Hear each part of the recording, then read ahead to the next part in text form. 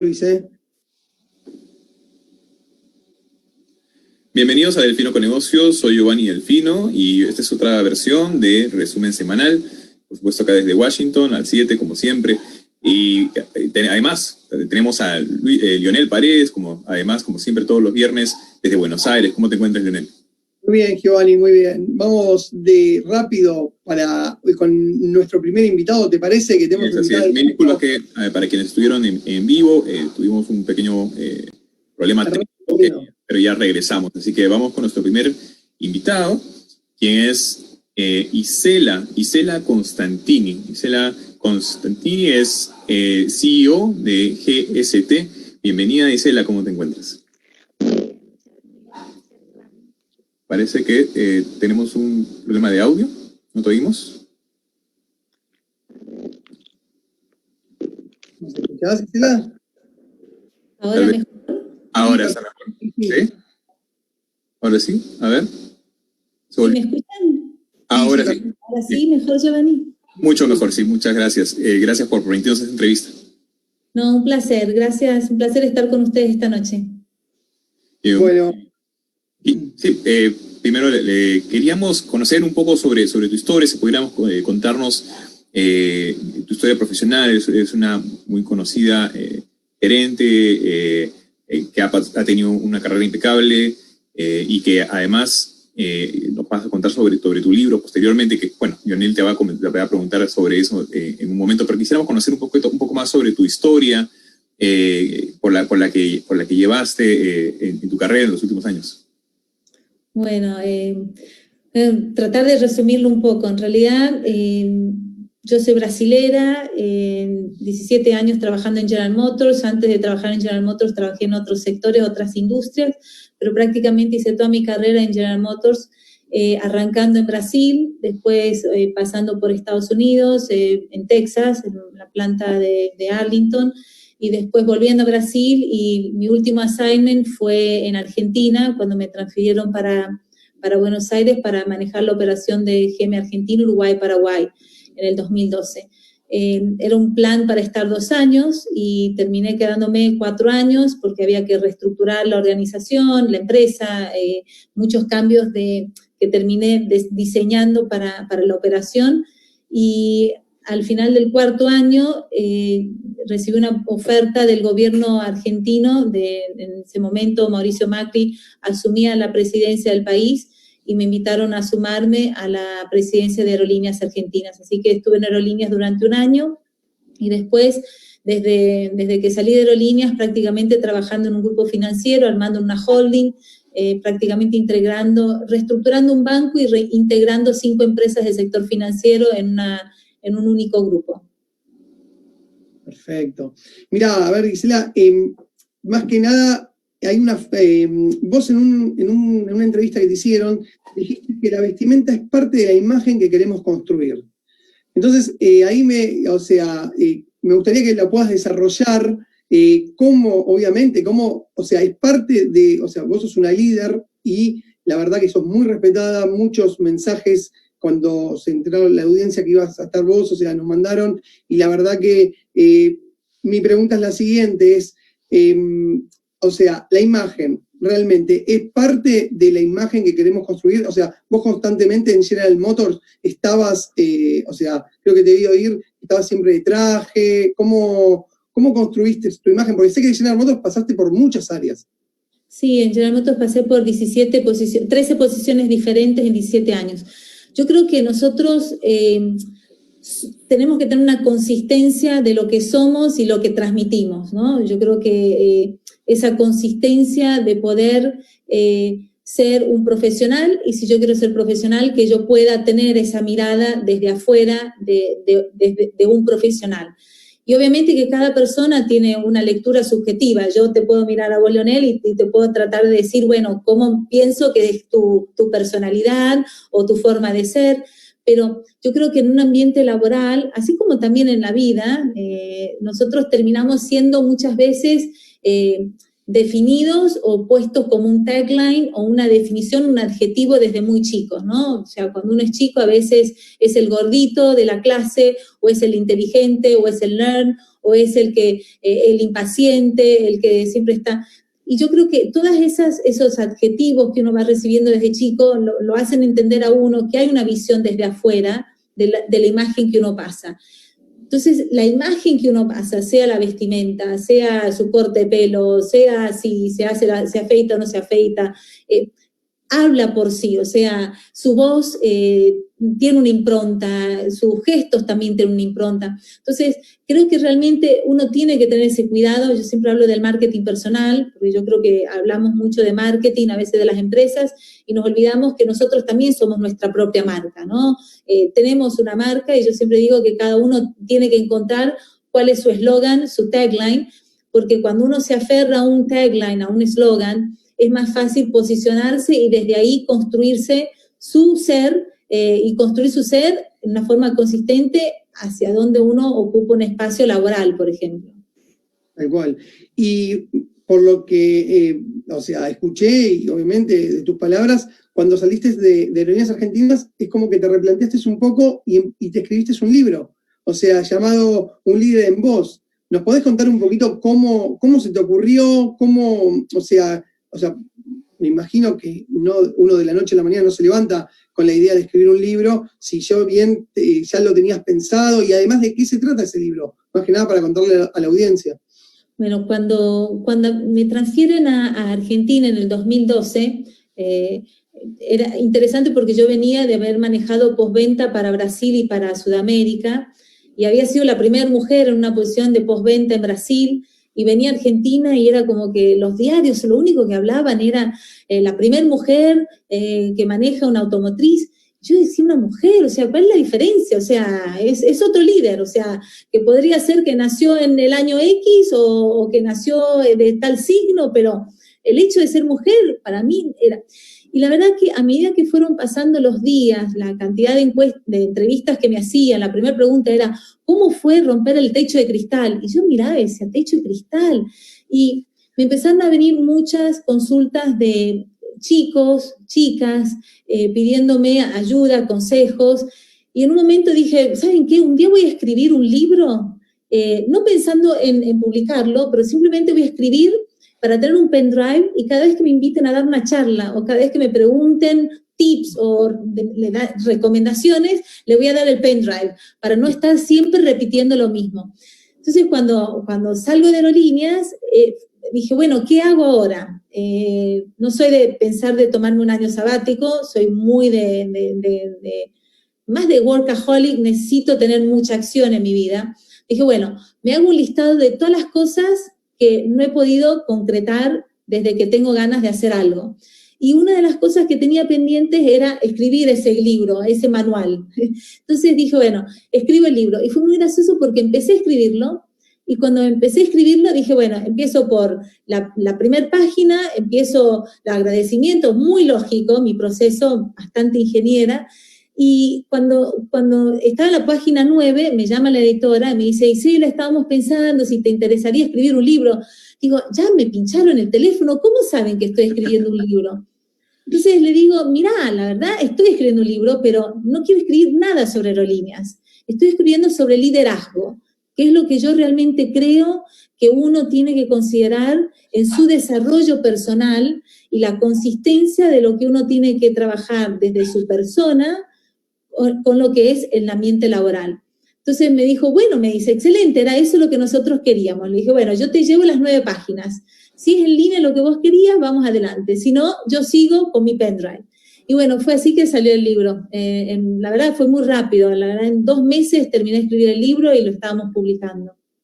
Buenísimo, y además, está en las plataformas, está con ebooks, se puede conseguir Sí, se imprimieron 7 ediciones, se convirtió en bestseller, nunca me imaginé, y bueno, hoy está en ebook, así que se pueden encontrar en cualquier plataforma en ebook.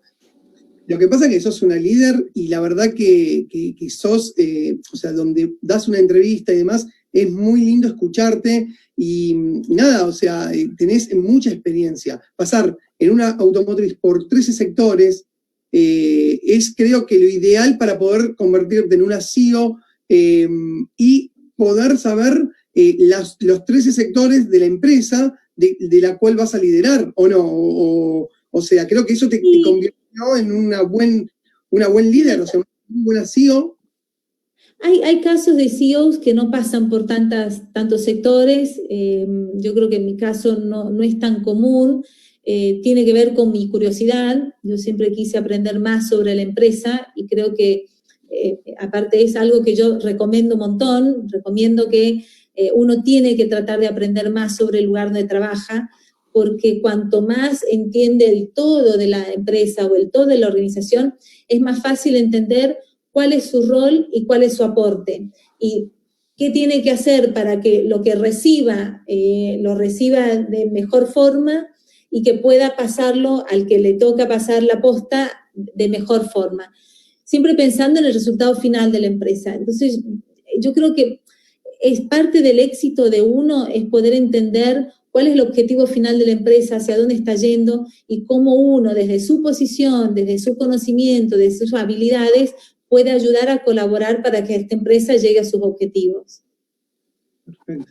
Y el líder, bueno, la típica frase para vos, o sea, ¿se hace o se nace? O sea, ¿cómo lo ves vos, o sea, en eso? Yo creo que el mejor líder se hace, el mejor líder se hace. ¿Y por qué digo el mejor líder? Porque yo creo que hay atributos naturales de liderazgo que uno nace con ellos. Hay atributos naturales. Uno lo ve desde chico, que es el que de repente está yendo con la pelota y lleva a todos los amigos a jugar al fútbol, dice, es el dueño de la pelota. No, el dueño de la pelota es el otro, pero él ya le agarró la pelota y está llevando los amiguitos para jugar. O es el que coordina y dice, bueno, esto es lo que vamos a hacer y esto es lo que no vamos a hacer, vos ocupás este papel. Entonces, uno ve desde chiquito quién tiene esas habilidades naturales. Pero ¿qué pasa?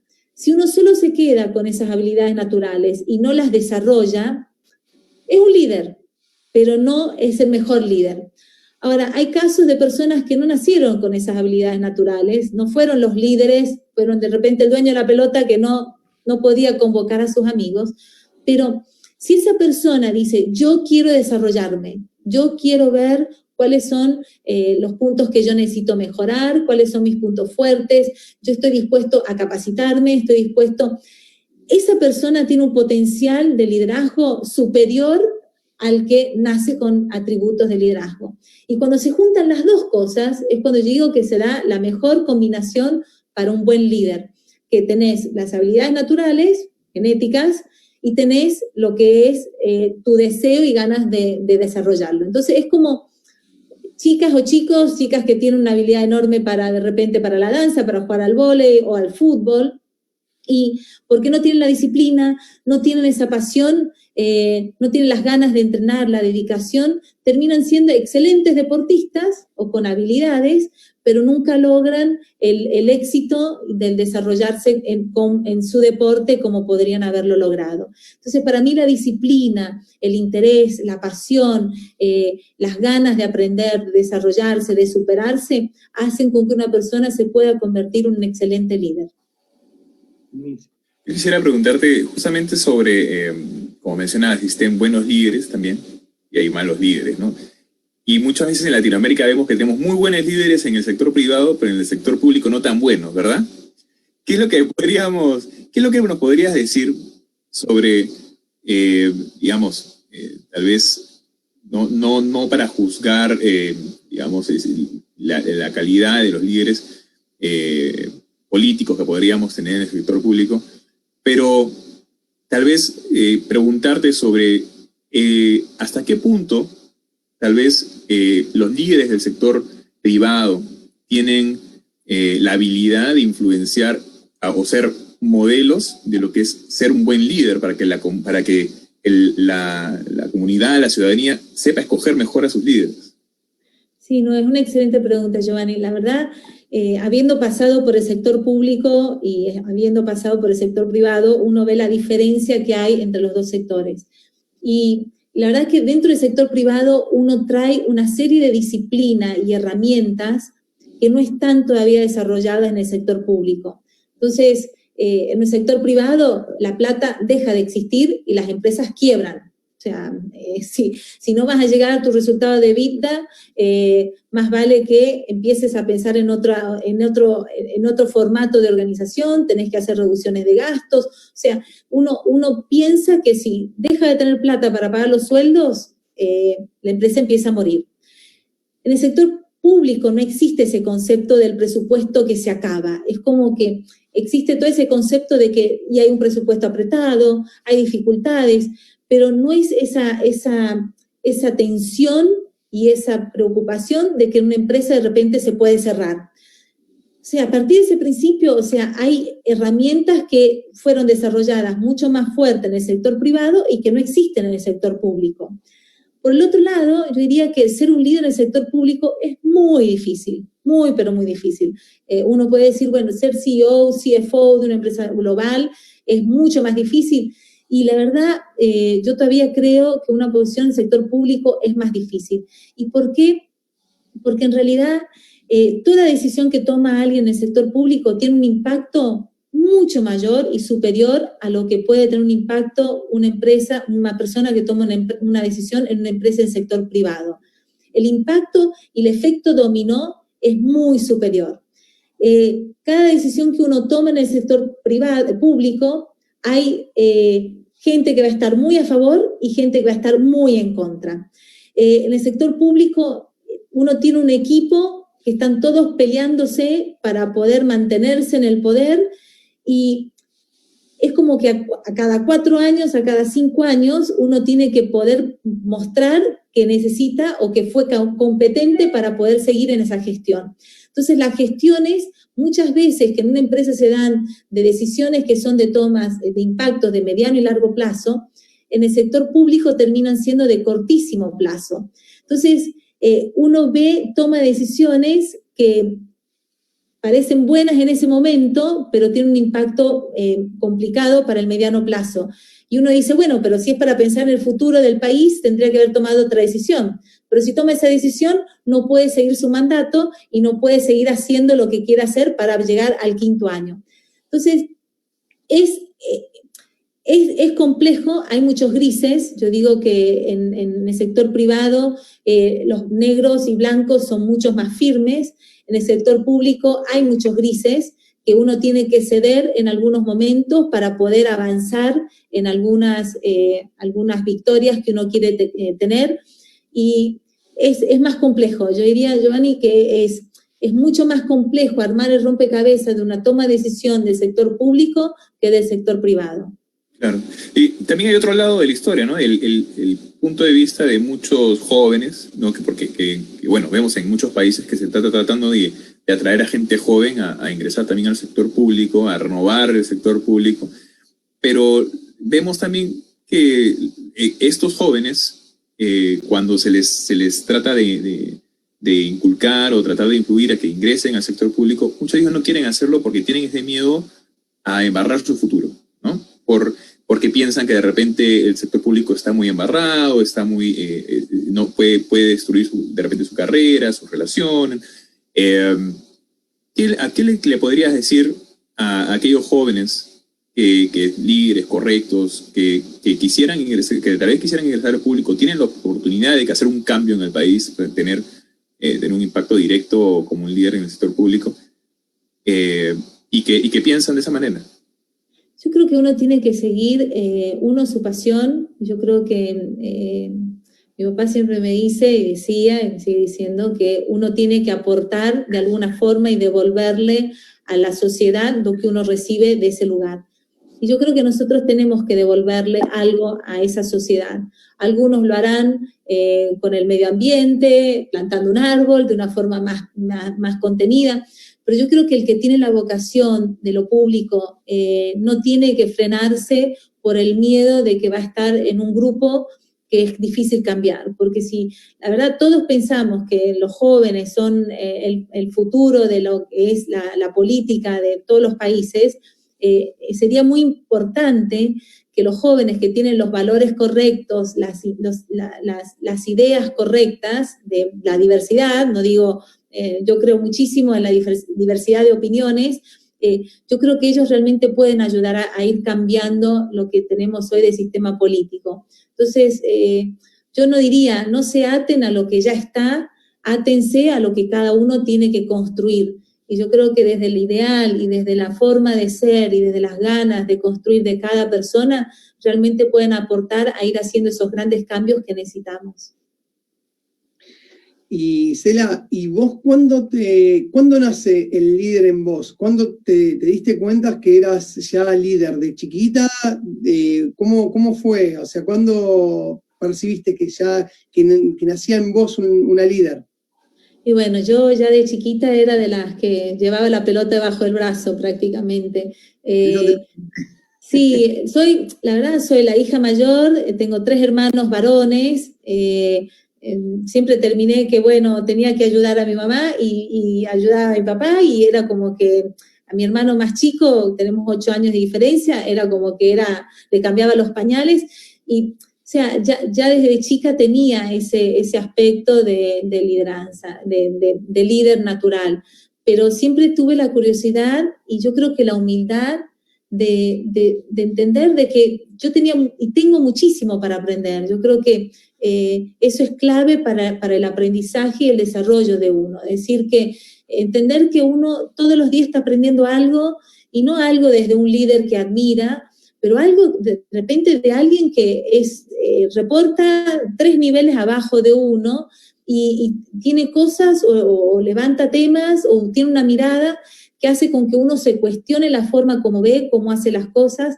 y pueda seguir aprendiendo. Entonces, yo considero que sigo en proceso constante de aprendizaje, sigo en constante proceso de desarrollarme, y bueno, espero que hasta el día que me muera siga aprendiendo con los errores, porque yo creo que uno aprende muchísimo con los errores. Creo que el ser humano es así, o sea, todos aprendemos día a día y bueno, nada, y cometemos errores porque obviamente somos seres humanos y a veces es mejor hacer y cometer errores y aprender de esos errores que no hacer nada. Sí, hay gente que le tiene miedo al fracaso y tiene miedo de decir que se equivocó, y la verdad que cuanto antes uno se reconozca que se equivocó, mejor va a ser. Y la verdad, yo digo, nosotros aprendimos a caminar cayéndonos, o sea, cuántas veces nos caímos, gateamos, y en esa época no teníamos vergüenza ni nada, o sea, nos caíamos y algunos éramos más vagos, otros éramos menos vagos, pero nos caíamos y seguíamos levantándonos hasta que aprendimos a caminar. Entonces yo digo que el error es parte clave de nuestro desarrollo, pero uno tiene que equivocarse, reconocer que se equivocó, levantarse rápidamente y seguir intentando. Entonces yo creo que es como que un círculo donde uno se equivoca, reconoce, entiende dónde me equivoqué, qué podría haber hecho diferente, y dice, bueno, ¿cómo arranco rápido y no pierdo tiempo y no me quedo víctima de ese error? Como diciendo, uy, soy el peor, fracasé. No, fracasos ocurren todos los días ocurren cosas que para nosotros no estaban planeadas, no era lo que imaginábamos, y la verdad, esa es la belleza de la vida, de poder todos los días estar transformándonos y creciendo. Sí, y para cerrar, cuéntanos, ¿qué novedades nos traes muy pronto? ¿Cómo? ¿Qué novedades nos traes muy pronto? ¿Qué de nuevo? No, bueno, no, hoy estoy trabajando en varios sectores, muchas empresas familiares, algunas fintech, startups, o sea, aprendiendo un montón, Giovanni. Yo creo que, digo, si en algún momento tengo que escribir otro libro, va a ser sobre empresas familiares. Yo creo que hay mucho que todavía hablar y aprender de los desafíos que existen en las empresas familiares, tanto de manejo, de métricas y de la relación familiar con el management, pero bueno, contenta de poder seguir aprendiendo un montón, la verdad, en todos los sectores donde estoy, en el grupo financiero donde estoy, aprendiendo mucho sobre diferentes sectores y lo que se viene en el mundo de la tecnología, el mundo de la digitalización. Un mundo totalmente digitalizado, ¿no? Mucho más digitalizado de lo que estábamos hace tan solo unos 8 meses atrás. Exactamente. Claro que sí. Muchas gracias, Isela, por habernos permitido estos minutos para conversar contigo y conocerte un poco más. Espero te podamos tener una vez más en el programa. Un placer muy grande. Espero que tengan un buen fin de día. Claro que sí. Hasta la próxima. Muchas gracias. Y pues una muy buena entrevista, muy interesante conocer a Isela.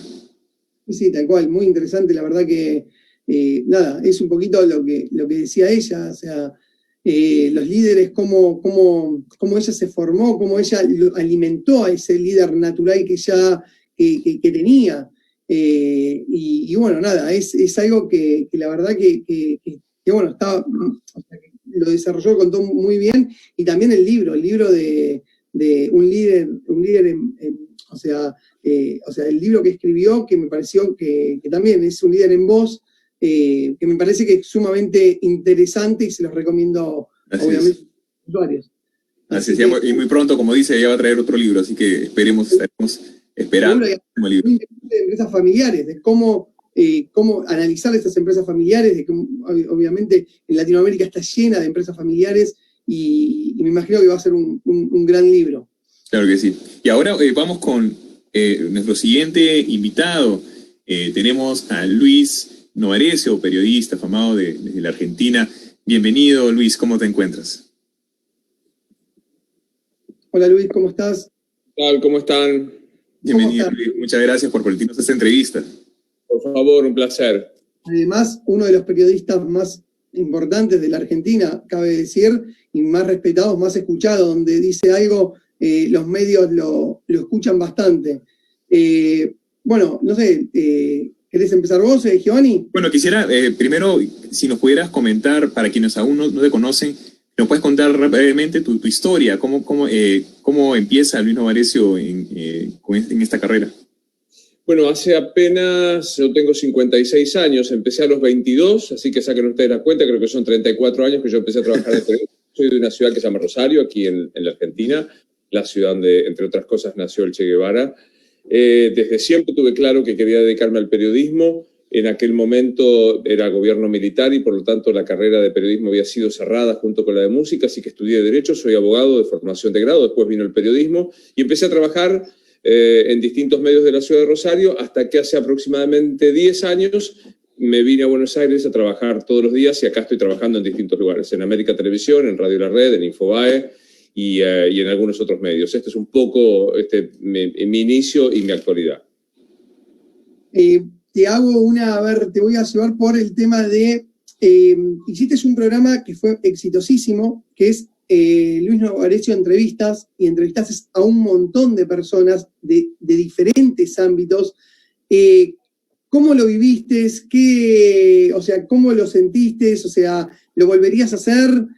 Más allá que hoy en día estás conduciendo un programa exitosísimo que, bueno, se llama Animales Sueltos, y bueno, como dijiste vos, estás en un diario muy reconocido en Argentina, es Infobae, y en la Radio La Red. ¿Pero volverías a hacer de vuelta ese programa? ¿Qué rescatas de ese programa? ¿Qué te dejó? Probablemente la entrevista sea el programa que más extraño y que más me divirtió hacer y que más me gustó hacer. La entrevista era un encuentro de 50 minutos sin cortes con algún personaje de actualidad o simplemente alguien que nos interesara en un clima mucho más distendido que lo que me toca hacer hoy día, que es la coyuntura política de todas las jornadas, en donde apelamos a un concepto muy tradicional, que es el de la escucha, el de los silencios, casi un fenómeno psicoanalítico a la hora de hacer una entrevista. Yo creo que la entrevista es el género más atractivo dentro del periodismo, pero la entrevista no es cualquier cosa. En la entrevista el contenido es el rey. Uno lo que intenta hacer allí como entrevistador es empujar al entrevistado para que cuente. Uno debe tratar de conseguir saber la mayor cantidad de cosas posibles del entrevistado. Y esto era un poco la entrevista que yo hacía en el 24, que la hicimos durante 2 años. Efectivamente, pasaron muchísimos entrevistados, desde el presidente de la Nación hasta actores, economistas a políticos o simples ciudadanos. Es una gran satisfacción, no solo porque tuvo muchísima repercusión, sino porque a mí me parece que me encontraba en uno de los lugares que más me gusta hacer.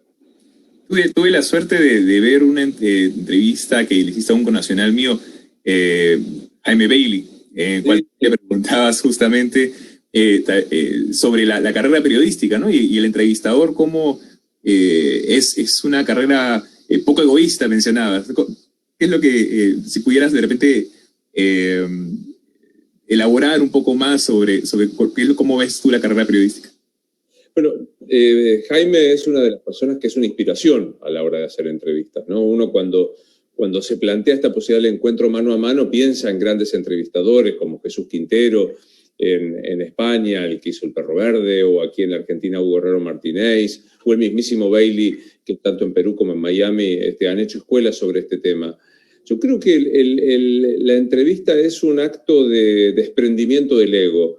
El que asiste a una entrevista no tiene primariamente ganas de escuchar al entrevistador, quiere saber qué piensa el entrevistado. Y uno debe ser un puente en eso.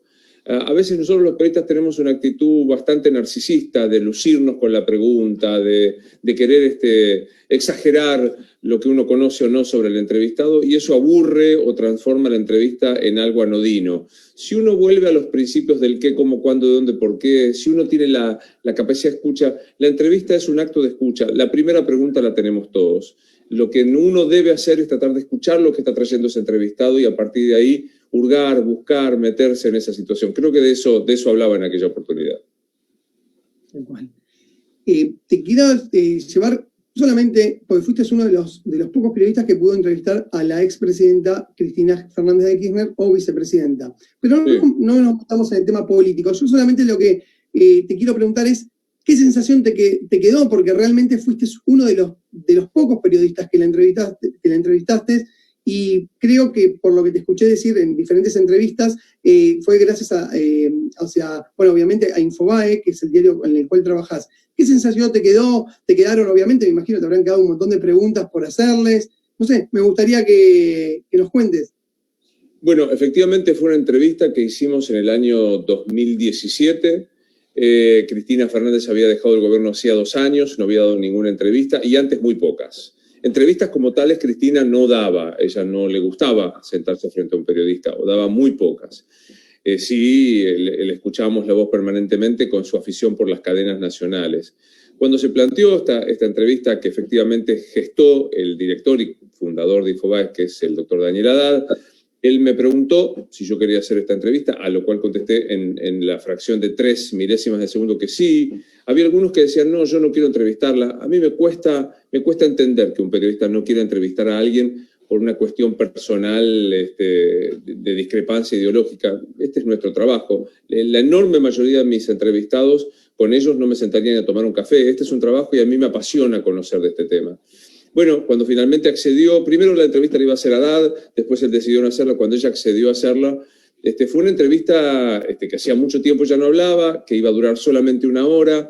Nosotros hicimos con el equipo de producción de Infobae una idea absolutamente quimérica, pero al menos lo planteamos como tal. Dijimos, si hay 60 minutos, pensemos en 12 temas en 5 minutos. Esto era nada, y empezamos a descartar temas.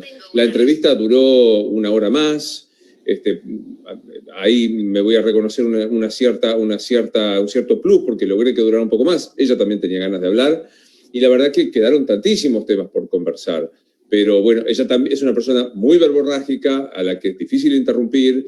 Yo creo que en la entrevista uno no debe abusar de la interrupción, así que una entrevista que, mirada en retrospectiva, yo estoy muy satisfecho de cuál fue el resultado, porque privilegiamos esto que yo te decía al comienzo, que el entrevistado y el contenido fuera el rey antes que el periodista. ¿Y te sentiste cómodo vos, vos como periodista al entrevistarla, y ella, no sé, si pudiste percibir algo, a ver, ¿cómo te puedo decir? La energía, ¿era fluida? Como yo digo, tratar de hacer una charla de café y poder conversar tranquilamente, o como hiciste con Jaime, La entrevista como tal nunca es un lugar cómodo, ni para el entrevistado ni para el entrevistador. Yo no creo en la comodidad de la entrevista. En el caso particular, porque digo, es una situación en la que te obliga a exponer desde pensamientos a situaciones personales, así que no fue un lugar cómodo. En el caso particular de la doctora Fernández, fue una entrevista en la que yo estoy convencido que los dos estuvimos altamente incómodos, porque creo que ella no estaba, digamos, no era un lugar en el que se sentía contenida. Yo tampoco la vi demasiado dispuesta. Si la pregunta es la energía que había, era una energía de muchísima tensión, al punto que cuando terminó la entrevista, yo he contado varias veces esta anécdota, yo solo pedí que estuviéramos solos en el estudio, y el único que accedió fue el fotógrafo personal de ella, y cuando terminamos ella dijo, voy a sacarme una foto. Yo me corrí pensando que quería sacarse solo una foto. El fotógrafo me pidió que me acercara y ella me dijo, no, él no se quiere sacar una foto conmigo, para que te das cuenta. Y si ves esa foto que finalmente salió, las caras de entrevistada y entrevistador no son precisamente haber pasado un grato momento. Yo quisiera preguntarte además, estamos en una época en la que se cuestiona mucho el periodismo. Vimos en Estados Unidos, de Estados Unidos a Latinoamérica, alrededor del mundo, el caso de las fake news, las noticias falsas. Vemos que se está manchando en muchos casos la carrera periodística por medios falsos, medios que algunos manipulan, o que algunos medios que manejan la información. ¿Cuál es tu perspectiva de la situación periodística no solo en Argentina, sino en Latinoamérica? Bueno, me parece que ahí hay varias cosas para decir. Hay un concepto que es el de la rigurosidad periodística que deberíamos reivindicar. O sea, la publicación de una noticia debería ser hecha después de que fue rigurosamente chequeada, con los viejos y tradicionales métodos que han existido desde siempre y que están en todos los manuales del periodismo.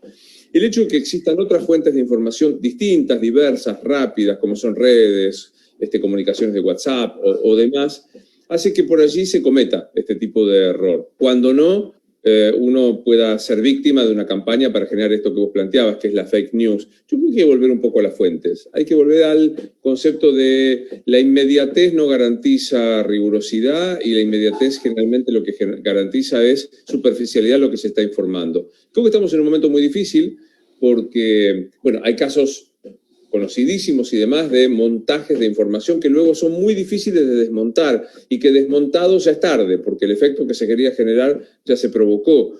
Entonces, es un momento de... mira, me atrevo a hablar de la Argentina, que es el lugar donde más conozco. En los 90, los periodistas, en los años 90, los periodistas estábamos ubicados en el segundo lugar de credibilidad. Hoy estamos junto con los políticos, los jueces y los gremialistas en la no credibilidad. Algo hemos hecho no lo suficientemente bien como para que esto suceda.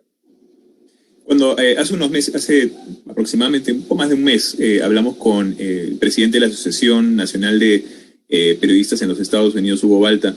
Él nos comentaba que también hay es una falla compartida hasta cierto punto, en la cual el consumidor de información también tiene cierta responsabilidad de verificar sus fuentes, ¿no? Yo creo que, no sé cuál es tu perspectiva al respecto también.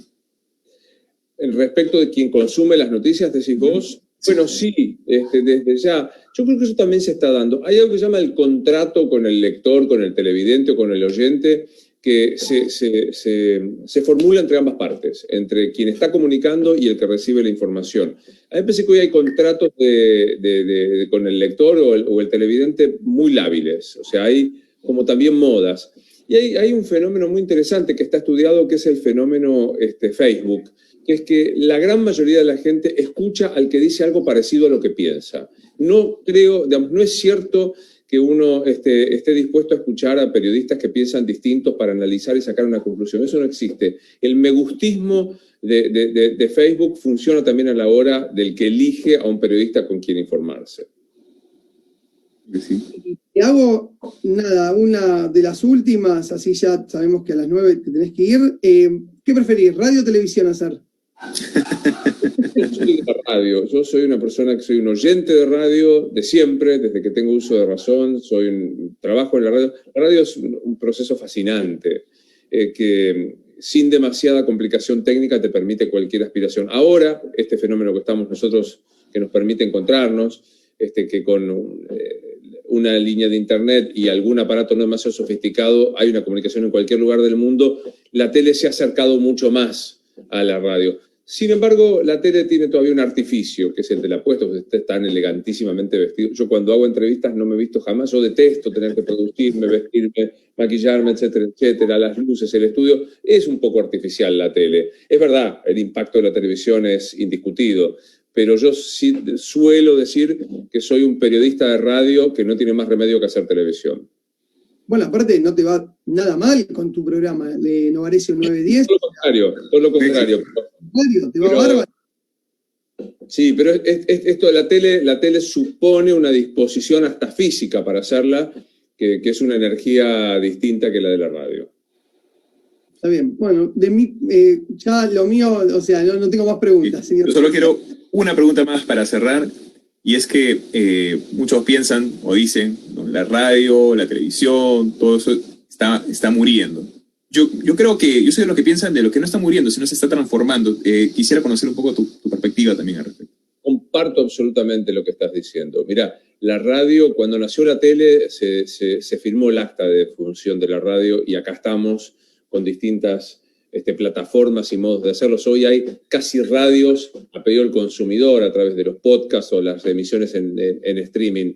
Yo creo que hay una enorme transformación y creo que va a haber que empezar a ver, me parece que se está tendiendo a esto, que el periodismo gráfico sea más el de la opinión, el periodismo de fondo, el periodismo de la reflexión, antes que la información. Hoy ya no creo que nadie vaya a buscar en las publicaciones gráficas una novedad, una información nueva.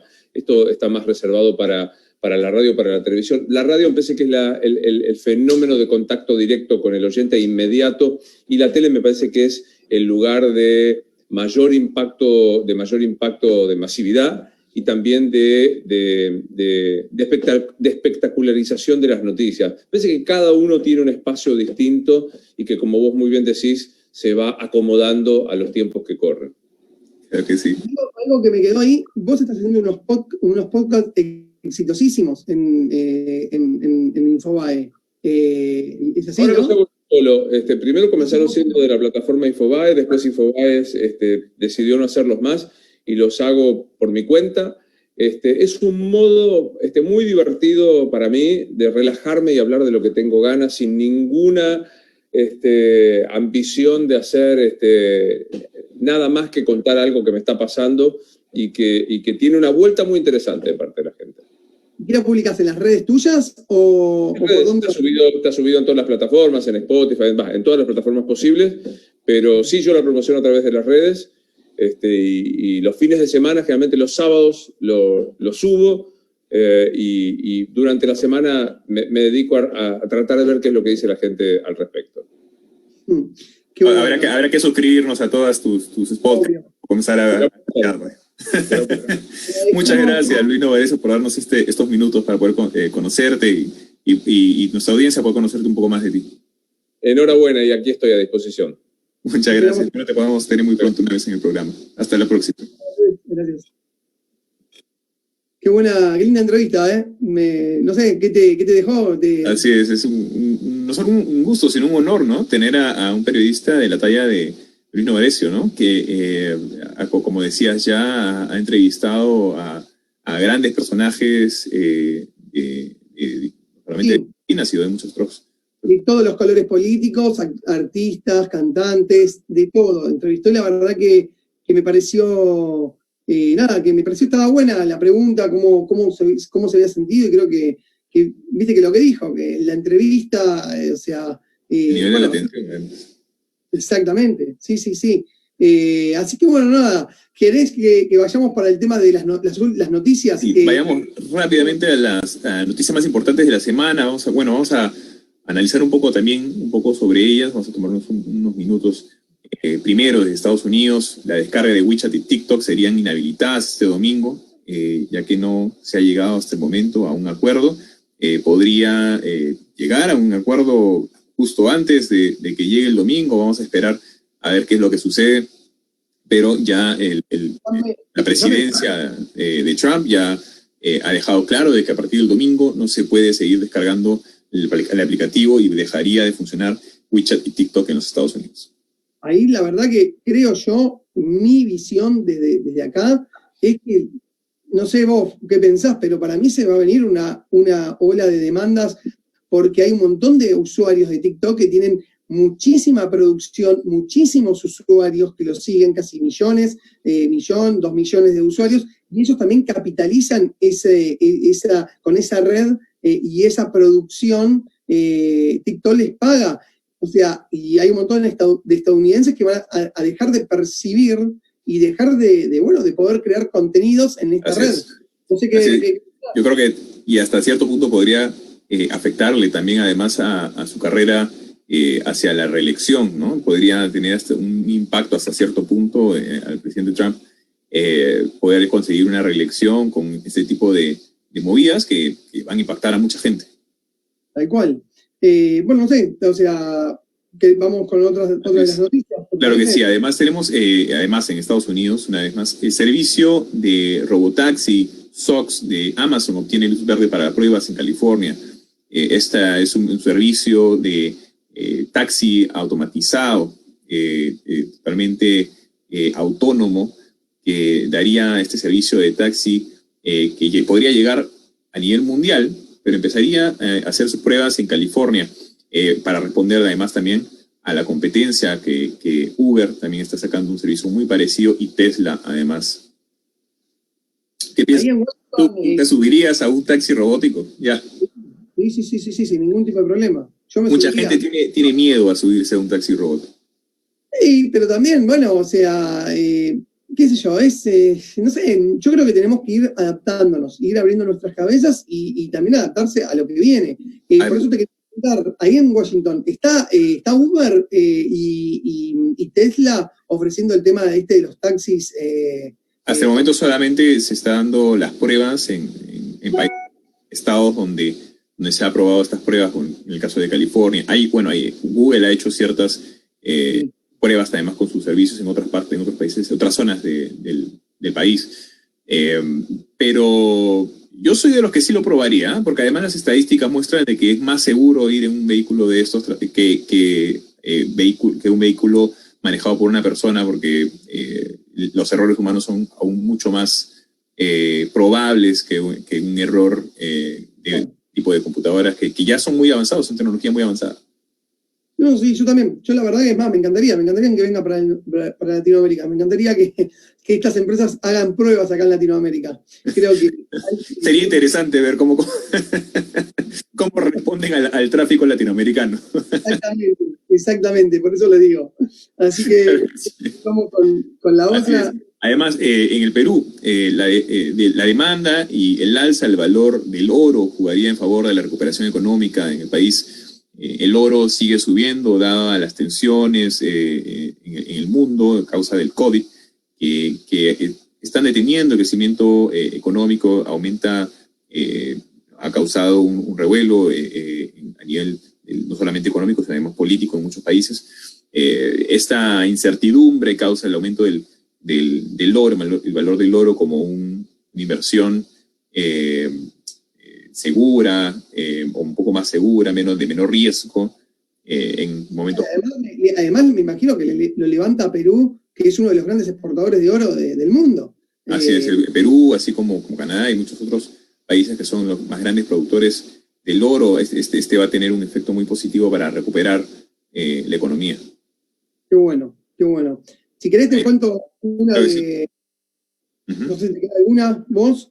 Sí, para cerrar con la de Perú, además en el Perú, Andes Fund prevé, es un fondo de inversiones, uno de los más importantes en el país, prevé el fin del drama político en el Perú. Sabemos que hay una tensión muy fuerte a nivel político entre el Ejecutivo y el Congreso, que está buscando la vacancia presidencial.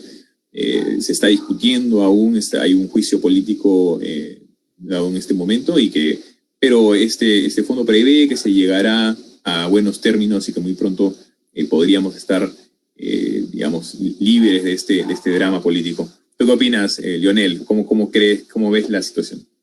Mira, creo que es una situación bastante difícil lo que tiene que atravesar. Bueno, me imagino el presidente del Perú. También, por lo que yo estuve investigando y estuve leyendo, no hay mucho que audios y que bueno, tienen que demostrar si realmente es culpable o no, o inocente. Y bueno, eso me imagino lo demostrará, como en cualquier parte del mundo, la justicia. Y no, o sea, uno se tiene que mantener al margen de eso, que lo defina la justicia. Además, y además, yo diría que hacer un balance, ¿no? Porque no estamos en un momento como para meter leña al fuego, como decimos acá. Exacto, ¿no? En un momento en el que hay mucha inestabilidad, un momento en el que el país debería estar unido, debería de trabajar en conjunto y no se puede experimentar mucho y hacer este tipo de jugadas que empeorarían probablemente la situación en el país. Yo creo que hacer un balance entre si realmente vale o no vale la pena hacer este tipo de movida en un momento tan complicado, ¿verdad? Tal cual. A ver, bueno, te llevo a Brasil, cae la demanda de precios de café arábica, por ende, obviamente, va a aumentar el consumo de sus productos, o sea, sí, o sea, va a caer la demanda, o sea, y bueno, obviamente los almacenes van a quedar llenos de productos, por ende, bueno, es una complicación para este café tan conocido en Brasil. Por otro lado, te llevo a la Argentina y al Mercosur. La Argentina, bueno, los mercados argentinos lamentablemente se derrumban nuevamente como respuesta a las mayores restricciones de dólares, a las restricciones cambiarias que el gobierno de Alberto Fernández, actual presidente de la República Argentina, está implementando. Si me preguntás particularmente qué es lo que pienso, que vos no podés endurecer, si ya las cosas ya están complicadas, vos, ya restringiste bastante al sector, te pusiste un cepo, vos, más restricciones, me parece que no salimos adelante. Me parece que al contrario, tenés que fomentar mucho más atractivos para que la economía se empiece a abrir. Y como siempre decimos, de esta salimos abriéndonos al mundo, no cerrándonos. Por otro lado, una noticia, qué sé yo, a mí la verdad que me parece que no está buena. El Mercosur, Francia se opone al acuerdo de la Unión Europea. Esto dice por razones ambientales. Tratemos también de decir que para mí no sé si tan ambientales que digamos, ¿sí? Se agarran de Bolsonaro por el tema de los incendios de la Amazonia y demás, pero para mí hay un tema ahí más complejo, que es el tema de la ganadería, del tema de la agricultura, que los agricultores franceses se ven amenazados con la agricultura de los países del Mercosur y tienen miedo de que ingresen. Creo yo que va más por ahí. Pero bueno, también en la semana, Angela Merkel, la primera ministra de Alemania, también se había puesto en duda algún que otro punto de acuerdo entre la Unión Europea y Mercosur. Acabamos de decir que este acuerdo hace un montón de años que ya está prácticamente en marcha, y bueno, es como todo. Creo que son negociaciones que cada país tiene que hacer el bloque con el otro bloque y bueno, ponerse de acuerdo, pero creo que sería genial que se logre un acuerdo entre el Mercosur y la Unión Europea, porque creo que sí, es necesario porque permite al Mercosur y tanto como a la Unión Europea poder expandir mercados, poder llevar sus productos también a más mercados y es necesario, especialmente en un momento en esto en el que la economía y los mercados necesitan acelerarse. Yo creo que esto podría ser una muy buena movida. Tal cual. Yo lo que noto acá es el miedo de que vengan los productos europeos y vengan a competir con los productos brasileños, argentinos, y que no estemos a la altura. Bueno, perfecto, la competencia es buenísima. La competencia es buenísima, claro que sí. Y no estamos a la altura, obliga a las empresas a ponerse a la altura. Exactamente. Obviamente que no está bien destruir una industria, ejemplo, que vengan zapatos y destruir la industria del zapato en la Argentina, obvio que no está bien, pero creo que el ciudadano también tiene derecho a elegir, y si yo quiero comprarme un zapato importado, por más que sea 10 veces más caro, tengo la posibilidad de poder hacerlo. O sea, creo que eso está bueno, tener la competencia. La competencia lo que hace a la larga es ser mejores, abaratar costos, porque cada uno va a empezar a bajar costos, y esto obviamente desde lo político lo tiene que acompañar, porque si no obviamente es imposible. Claro que sí. Y tenemos una noticia de último minuto, lamentablemente. Ruth Bader Ginsburg, la jueza de la Corte Suprema, fallece a los 87 años. Hace unos momentos se hizo público.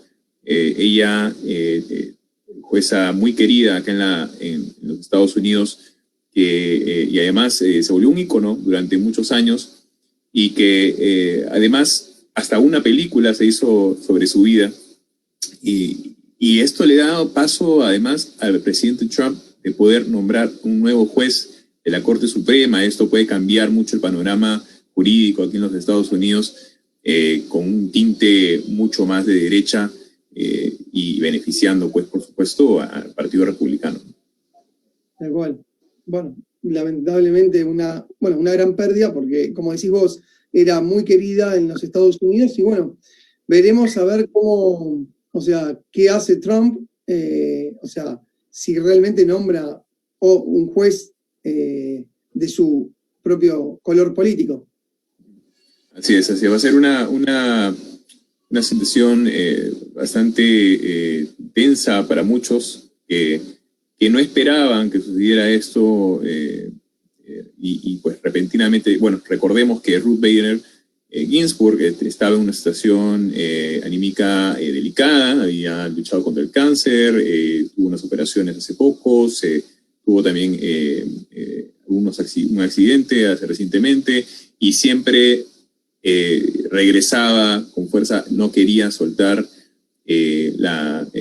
su posición, ¿no? y tener que retirarse en una situación en la que ya existe una mayoría de jueces republicanos, hasta podríamos decir de tinte republicano, de tinte de derecha, y pues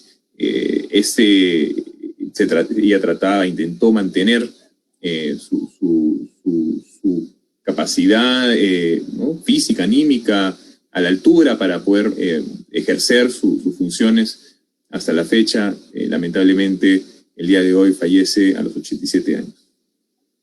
Bueno, nada, o sea, nuestras mayores condolencias, bueno, obviamente a la familia. Y bueno, llegamos al fin del programa, Giovanni, un programa que bueno, nada, arrancamos con unos pequeños problemas de sonido, pero sepan disculpar, por eso nos entendimos un poquitito, pero bueno, nada, aquí estamos. Se pudo hacer. Cosas que suceden una vez más uno hace el programa en vivo, ¿no? Pero yo creo que vale la pena, un gusto poder compartir con todos ustedes ese tipo de información, estas entrevistas totalmente en vivo para todos ustedes. Bueno, como decimos siempre, estarían buenísimo que nos dejen sus comentarios, son muy valiosos. Nada, lo que piensan, lo que habló Gisela, lo que habló Luis Novarecio, que creo que fueron dos entrevistados de lujo realmente, cosas muy interesantes se explayaron. Y bueno, como siempre decimos, o sea, déjenos sus comentarios, síganos en las redes. Compartan esta información con todos. Exactamente. Claro que sí, compartan esta información, síganos, suscríbanos, pueden suscribirse también a nuestra página o canal en YouTube, que además lo estamos relanzando con mucha información. Y claro que sí, también pueden suscribirse a delfinoconegocios.com, donde tenemos además una suscripción que les permite tener acceso a información exclusiva con esta membresía. Así que los vemos muy pronto, estaremos de regreso el miércoles con nuestro programa Naranja para las industrias creativas y culturales. Exactamente, con un invitado sumamente de lujo, que bueno, se los vamos a decir, se los vamos a comentar, va a estar en vivo desde la ciudad de Buenos Aires, uno de los grandes periodistas de la Argentina, el señor Jorge Lanata. Vamos a estar charlando 1 hora con él prácticamente, y bueno, vamos a pasar por un montón de temas. Así que bueno, esperemos... del periodismo argentino, ¿verdad? Exactamente, sí, tal cual. Así que bueno, Giovanni, que tengas un lindo fin de semana, a la audiencia lo mismo, y bueno, nos encontramos el miércoles, ¿te parece? Así es, muchas gracias a todos por seguirnos una vez más, y nos vemos, como dije ya, el miércoles a las 7 de Washington, así que hasta la próxima.